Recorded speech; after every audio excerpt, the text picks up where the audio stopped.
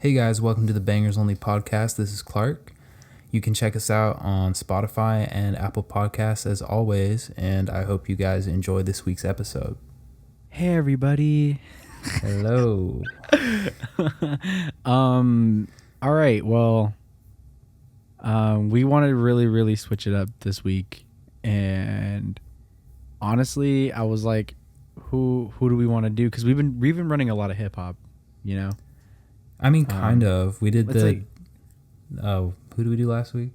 We did Jadena last week. Oh yeah, and then before that we did Mariba. We did Mariba, but who was before him or her? Denzel. Wasn't it Denzel? So it's like, I mean, we've just been like dabbling in that too much, and I was like, hey, let's just switch it up, And we picked Arctic Monkeys.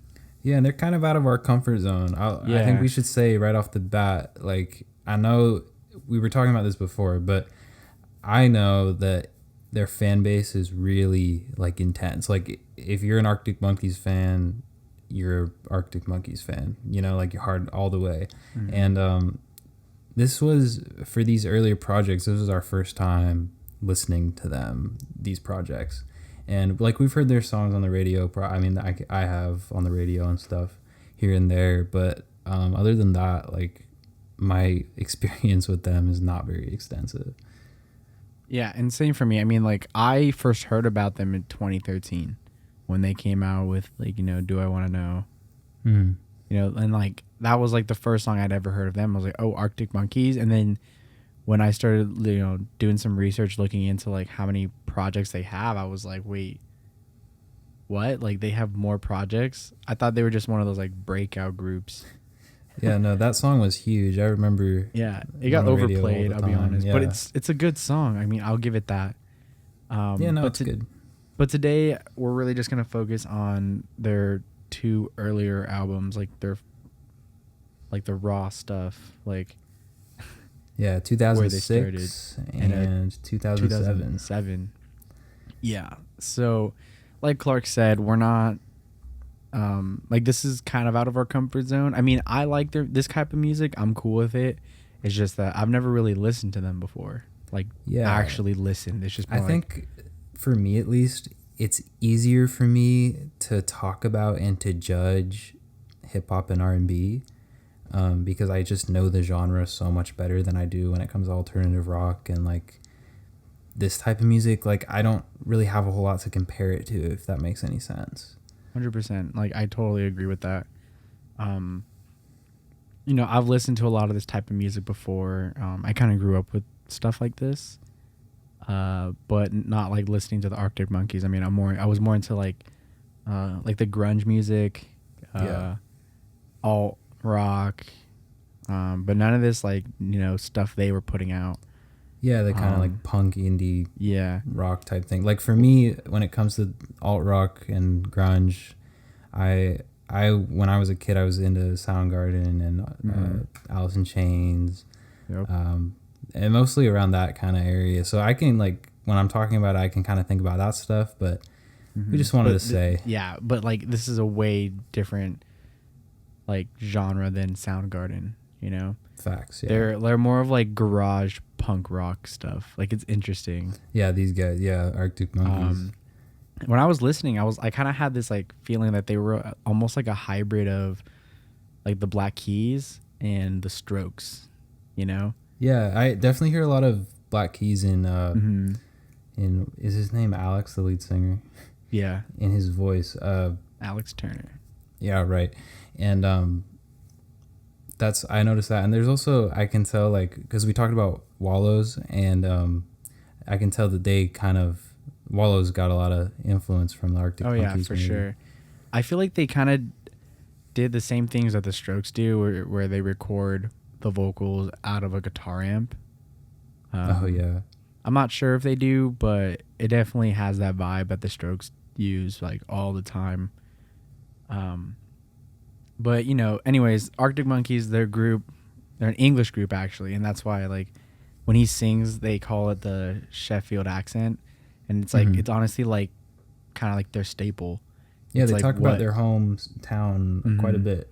And it's honestly, like, what makes, like, the Arctic Monkeys. Like, I don't know if, like, I'm sure, like, a diehard fan would know like, you know, what else makes them like a better band. But like for me, like when I hear the Arctic Monkeys, like I can tell off the rip, like this is the Arctic Monkeys. Yeah. Because of his voice. Like the same way you can identify Green Day when Billy Joe gets on the mic, you're like, that's him. Yeah. They definitely have a sound. And they were the first, I feel like, to kind of do this sound. Yeah, I kind of want to say like they were like pioneers, you know, and they were like paving the way for these like indie groups to like have their like a spot in the music industry, you know? Yeah, definitely. Like I feel like without them, I probably wouldn't have Catfish and the Bottlemen. Right. You know? Yeah. Like I got a lot of vibes too. Like some of them was like, yo, this kind of sounds like Catfish. Like, I don't know. That was just me, dude. Definitely. So first we're going to talk about Whatever People Say I Am, That's What I'm Not, which is their first album. And so I did a little bit of research on this just because I kind of wanted to know, when it comes to an artist's first album, you know, there's got to be something leading up to it. You know what I mean? Mm-hmm. And apparently this album was incredibly anticipated, even with only one official single coming out prior. And that was like all the music that they had out. But a lot of the album had been released like online with demos and stuff. So they had already kind of gathered this big following of people. So the anticipation for this album was like, it was like LeBron in 03, you know, like people were like, this better be good because it needs to be, you know, type of thing. Yeah. But yeah, that's kind of that for the backstory. What are you feeling about this album? Well, it was the first time I actually listened to it. I've heard some songs from it, but never like the whole thing, you know, start to finish. Very 2006. I will give it that. Like, it just, for me, it's funny because I know I was 6 years old when this came out, and like this was like the type of music that was pumping out at that time. Yeah. For punk garage bands like that, like they are. Yeah. But I'll be honest, I was impressed. Me too. I will say, in my opinion, this album is the better of the two that we're going to talk about. Mm-hmm. That's at least what I feel. I think this album, yeah, I totally agree with that. I did like a couple songs on the second album a little bit, like 2 or 3 songs I liked more than some of these songs. We'll talk about the second album, but I'd say it's definitely like it's more clean. It's definitely better produced. The second album is. Yeah, totally. But as for Whatever People Say, I'm not going to say the whole title every time. I'm just going to say that. But as a kind of introduction to their sound, like kind of what I got first right off the bat from listening is like I can see why people like them because of their super high energy and like it's definitely that youthful punk rock anthem type vibe that comes with like that fast tempo and heavy guitar and, you know, very complex and hard hitting drum beats. And like go ahead, my bad. I was just gonna say Alex Turner was around 19 years old when this came out, which is pretty insane. Yeah, I mean it's nice. I mean I'm not gonna put down his writing ability because I think he does pretty good. You know, like he writes catchy melodies. He can sing very well. The Sheffield accent like is great. But for me, like I don't know why, but the whole time I'm listening to this project, I have like, you know, Aggie in the back of my head, and like hearing the drums, I was kind of getting upset because, like, I know we've gotten way better like kick sounds. You know, we've gotten really nice drum sounds with Aggie. Aguilar is one of our professors at college. Yeah, he took off though. Where do you move? Tennessee? Dude said, I think Nashville. Yeah, Nashville? Tennessee. Yeah. But anyways, that was, yeah. But you know what I'm saying? Like we've gotten really good drum sounds with him, and to not hear what I know drums can sound like, it kind of bothered me, you know. But I also know that I'm afraid of recording live instruments. Like, like I just am. Like I'm scared that they're not going to sound beautiful. Like Aggie got a bunch of stuff to sound nice, you know. Yeah, I think definitely, like, I hear what you're saying about the kick. Like, it could definitely be crisper, more upfront, but in some ways, I can see why it's a little bit like underproduced. The drums are, because like the vocals are right up there in your face, and the bass lines are always right up there in your face, and the guitar is always right up there in your face, kind of.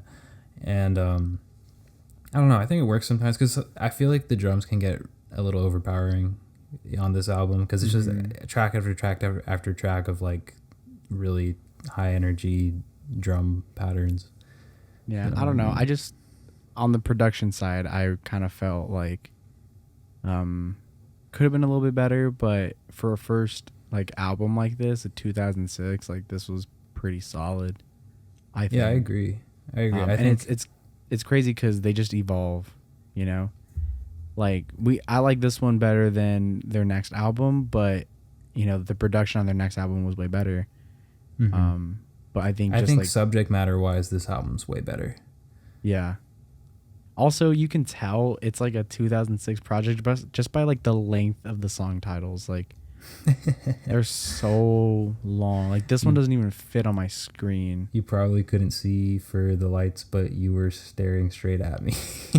Yeah, exactly. Like, who's gonna remember that?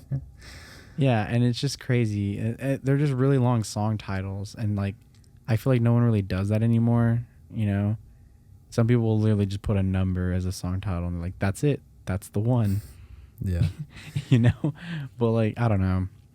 I prefer the shorter I felt nostalgic. titles. I felt kind of nostalgic, like I was like 6 or 7 years old again, listening to music. That's good. I mean, it's good that music, you know, especially like stuff that we're talking about, does that. That's how I felt with it. I think for me, I low key liked their. They had like a slow song. Was it Riot Van? I think it was it Riot Van?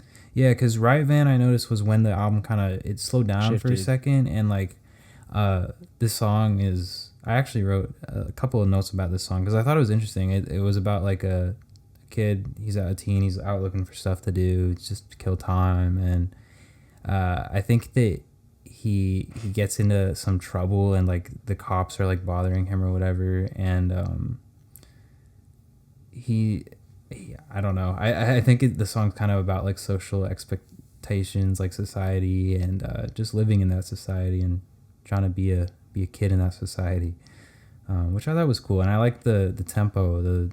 It slowed down, and yeah, that was one of the standout tracks for me. Yeah, totally. Like I felt like this song was a little bit not. I'm not gonna say it was out of place because I think it was perfectly placed in this album. I just think I was like, wow, like it's kind of, it sets itself apart. Yeah. You know? And then like, honestly, I think what also made me feel like, oh wow, this is very old and this is different from what I know is that their like melodies are very repetitive and like they make you feel a little bit of like uneasy. I don't know if like how to explain that.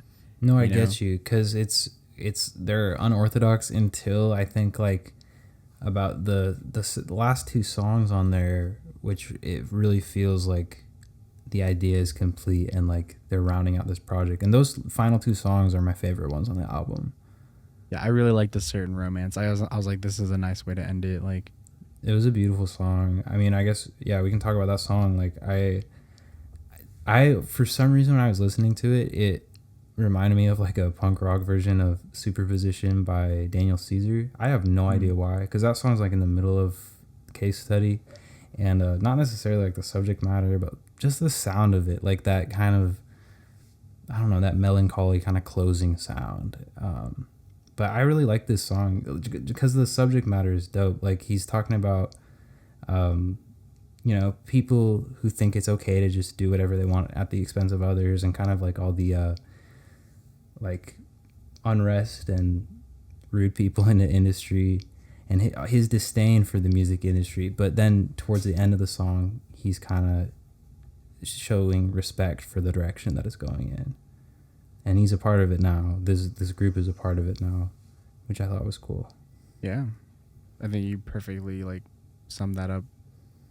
Like, I don't know. I mean, like for sure, if I was a listener, listening to us, like check these songs out because If especially if you're a diehard fan, you know, or like you're into them a little. Like, I mean, there's some good stuff in here. I mean, for a really early project, and then I'm just excited to see when we talk about like later stuff. Yeah, because I don't really know what to expect. I don't either. I'm excited to see the journey of like, you know, their sound, and see how it changes, or you know what they don't. If they change. go more mainstream or not. Yeah, because that happens to a lot of people. But I think now's a good time to go on to Worst Nightmare, maybe. Yeah, sure. Just for that last album though, my favorite songs on there were A Certain Romance, From the Ritz to the Rubble, and then the song Perhaps Vampires is a bit too strong, but I really like that one. And then Riot Van. Those are my 4 favorites on there. Sweet. Yeah, I agree with the last 2, Certain Romance, Ritz to the Rebel. I liked Riot Van because like I was just into that like vibe. The mellow, slow. Yeah, me too. You know, like that stuff I could play when I have like a rough day at work or something, and I have homework. I'll just play that and I'll sit there and do homework because it's not rushing. I just know like I can chill. You know, just I don't know. So it's good stuff. Yeah. But yeah, man. Any other final thoughts? No, I think it's a great album. Yeah, and like it's I think it's interesting too because, and we mentioned this earlier, but like, how do you? Is it a struggle to get through like projects like this when it's like not like really your genre and it's like not really what you listen to on a daily? Yeah, in a way it is, because I mean it's a struggle, like we were talking about. It's a struggle to find time to sit down and listen to any project in its entirety when you're as busy as we are, you know, with school and with our own music and all this stuff that we're doing. It's hard to find time to sit down and listen to a project, especially if it's not something you're familiar with and like you're able to be like just hearing it in the background and really letting it resonate. Because for something like this, I felt myself needing to concentrate a lot harder to understand what's going on, because it's just not something I'm familiar with. And I'll admit that, like, I'm not nowhere near an expert on this type of stuff. Like me either. I mean, I listen to this and I can appreciate it, but like, you know, at the same time, I don't feel like I'm an expert in really any kind of genre.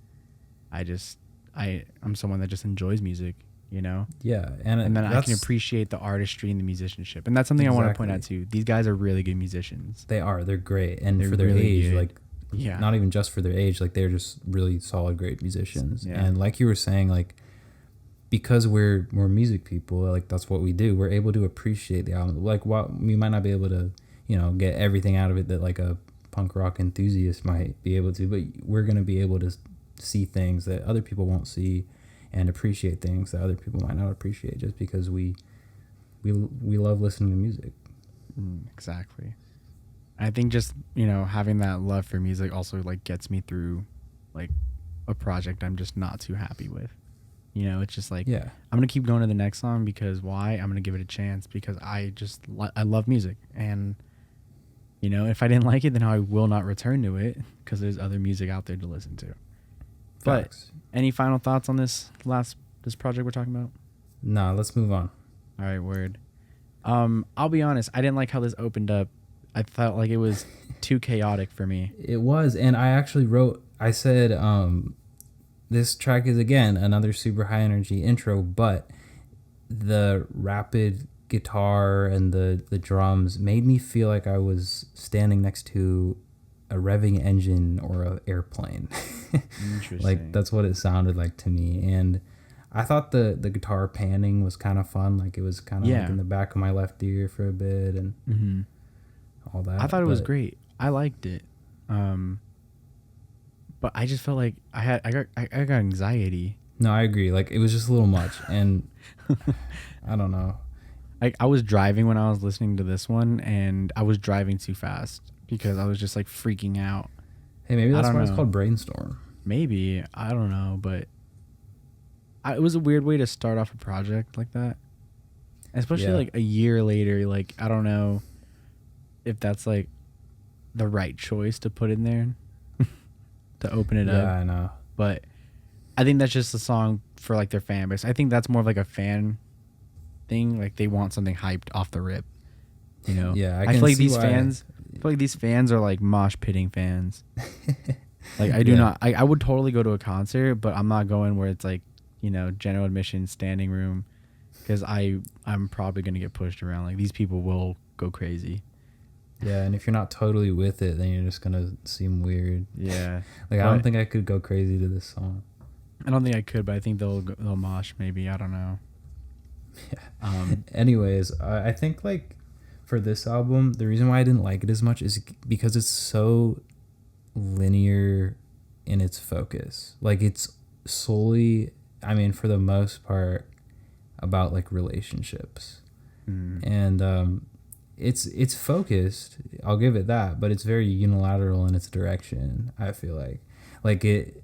I'm not saying it's bad. I'm just saying like, I don't know. I guess for what it is, it's a unique take on like all these relationship issues and like stuff that happens in relationships, and each song is like a different thing that might happen in a relationship, and it's not like, it's just not, you know, super original, but it doesn't really sound like, I think it's interesting because it doesn't really sound like it'd be like super romantic like a relationship style, but yeah, that's just kind of my gripe with this album. Yeah, and I could totally see that. Like this was the one that for me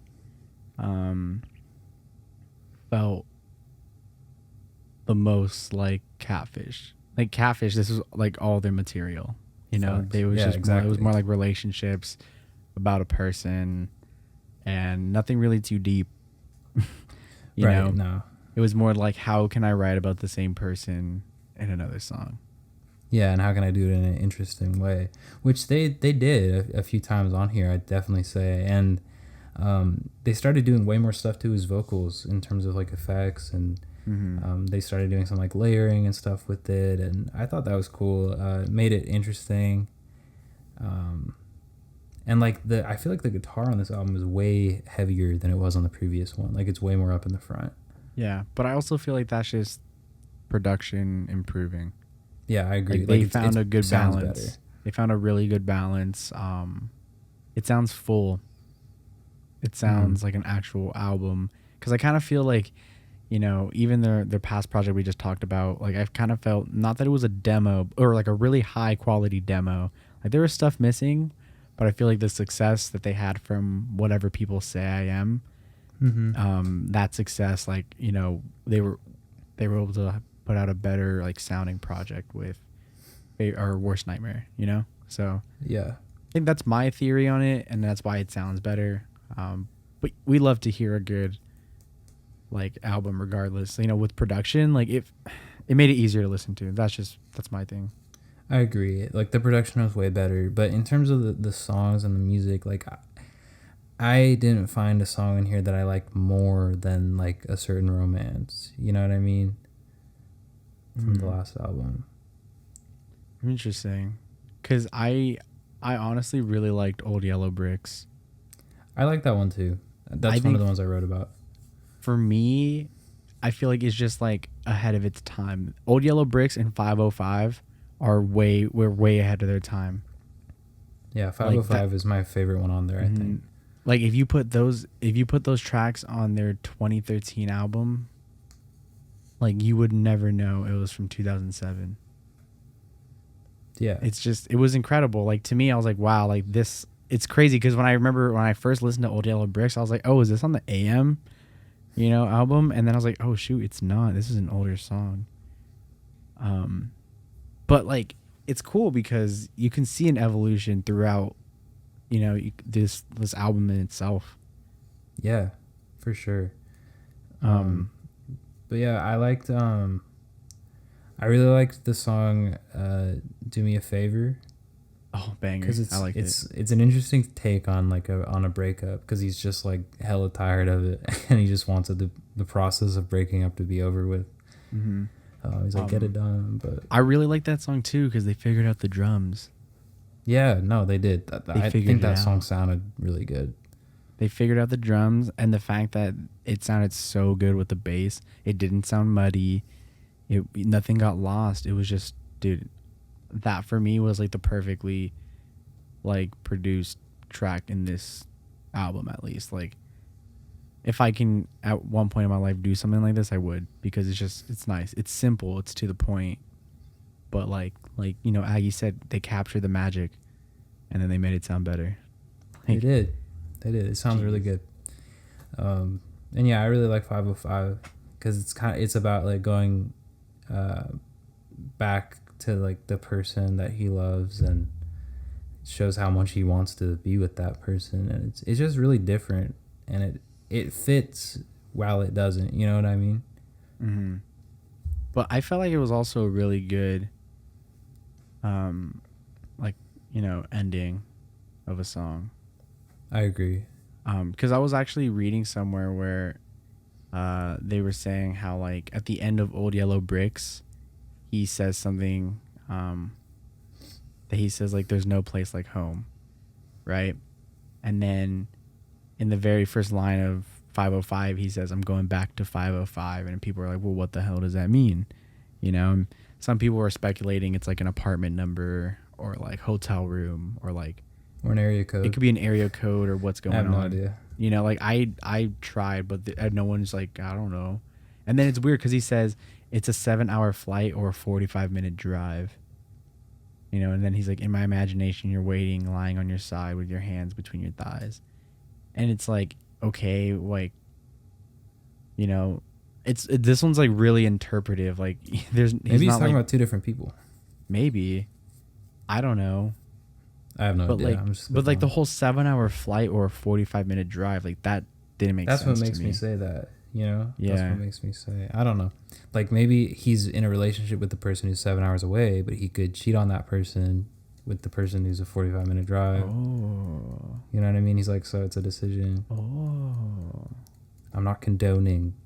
No, I don't condone it either. That's kind of fucked up. But I didn't see it like that. I honestly didn't know what I thought. I was just confused. And like, I didn't bother to really like think of it like that.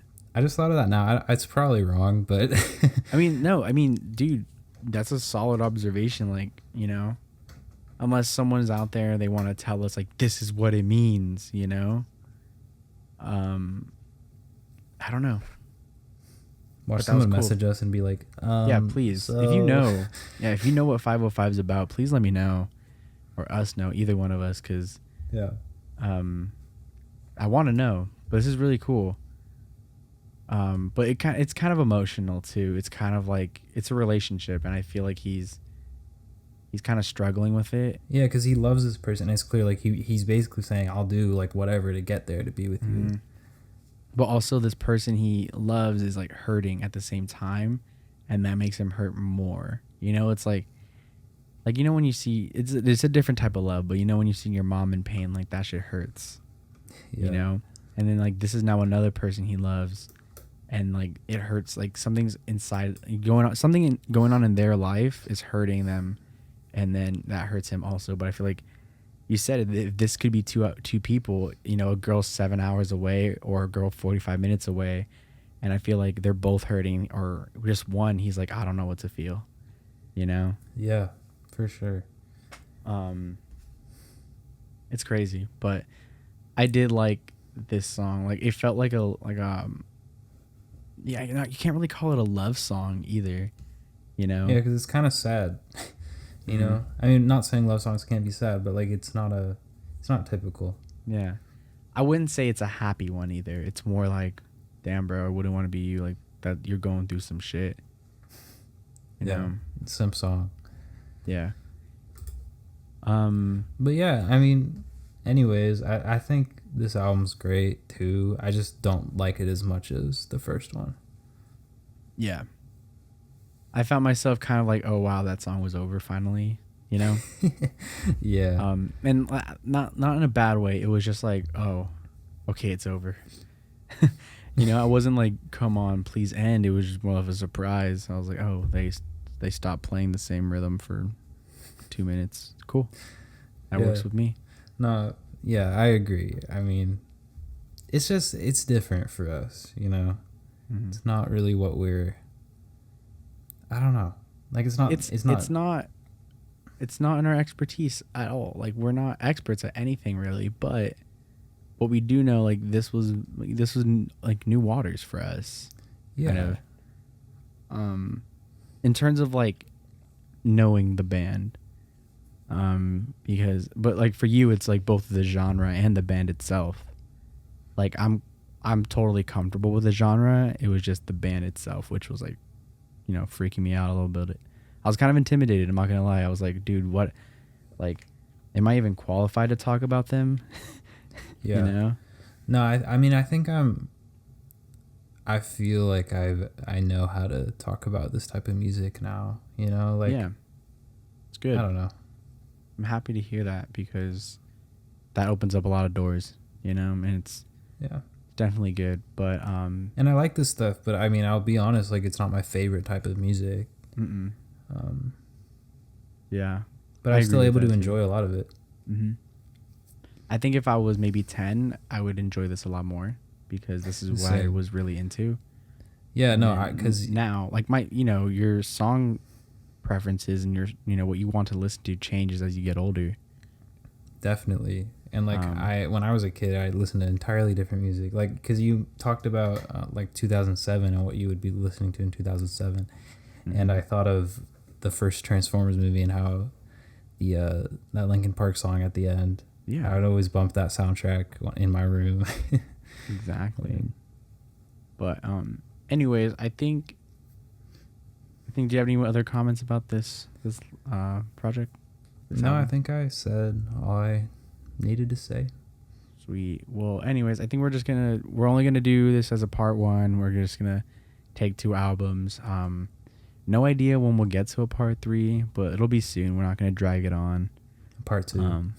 Yeah, we're not gonna drag. Wait, did I say part 3? Yeah, you did. Oh, I'm stupid. Well, that too. We probably won't finish it up in part 2. Maybe we will. I don't know. We'll see. But we got to plan that out. But next week we're gonna do something different though. So yeah, it's gonna be interesting. Like we talked about it a little bit. We always say we're gonna do something new, and then sometimes we just don't do something new. But I think this podcast needs a little bit of change. We need something different. Maybe we actually do need to bring Juan in, and we need to talk about something. But maybe we need to get philosophical on here. I think we do. I don't know. I don't know what we have to do, man. But we need something to change. We need to get that viewership up. Heck yeah. But anyways, I think I'm all out of things to say about these 2 albums. Me too. So, all right. Well, this was part 1 of the Arctic Monkeys.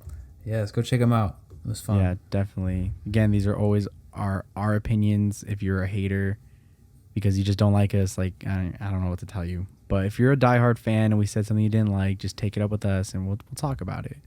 Like, but just try to be cool because like we'd said, this isn't like we're out of our comfort zone a little bit. So yeah, it's not like we're acting like we're know-it-alls out here. Yeah, absolutely. Like, I'm trying to be as humble as I can. So even if you want to just help me out, like if you want to talk about these next couple albums, please, that would help us. If you want to be on the podcast, if you want to be on it, please, like let us know. But anyway, guys, I think that's gonna do it for us. So, as always, I'm Adrian. I'm Clark. And we'll see you guys next week. Peace.